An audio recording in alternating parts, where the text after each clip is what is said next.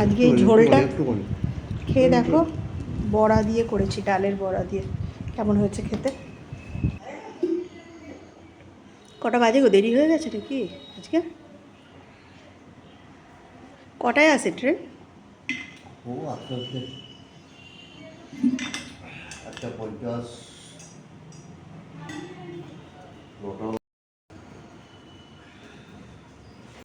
নমস্কার বন্ধুরা, আমি শর্মিলা। আমার নতুন একটা ভিডিওয়ে তোমাদের সকলকে স্বাগত।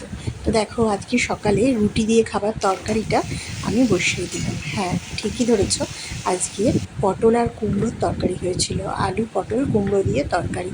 তবে আজকে ছোলা ছিল না।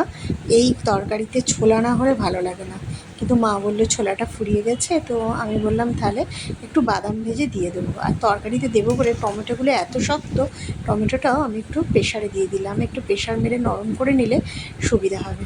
বেশ কিছুদিন নেটে দেখছি যে অনেকে এই ঝিঙে, আলু আর মটর ডালের বড়া দিয়ে তরকারি করছে। তো অনেকে কাঁচাই বড়াটা ঝোলের ওপরে দিয়ে দেয়। তো শাশুড়ি মা বললো তুমি বরঞ্চ একটু ভেজে দাও, তাহলে ভালো লাগবে। তো দেখো, এই যে তরকারিটা করব, এরও আলুটা ভেজে আমি একটুখানি প্রেশার মেরে নিয়েছিলাম। সকালবেলা যত তাড়াতাড়ি হয় তত তাড়াতাড়ি সব কিছু করতে হবে।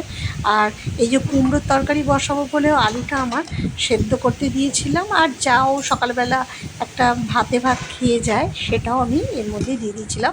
আজকে বেগুন, আলু আর বড়ি দিয়ে একটা ভাতে ভাত ওকে দিয়েছিলাম। আর দেখো, সকালবেলা ডালটা শাশুড়ি মা আমার বেটে দিল। আর কুমড়োর তরকারিটা হয়ে গেছে, আমি একটু ঘি দিয়ে কুমড়োর তরকারিটা নামিয়ে নিয়েছিলাম। আর এই তরকারিটা কিন্তু আমি আজকে প্রথম করলাম, এই বড়া দিয়ে, আলু দিয়ে আর ঝিঙে দিয়ে ঝোলের মতো করে তরকারিটা, একদম পাতলা ঝোল, টেলটেলি ঝোল বলতে যেটা বোঝায়, একদম নুন হলুদ দিয়ে শুকনো লঙ্কা পাঁচফোড়ন দিয়ে তরকারিটা করেছিলাম।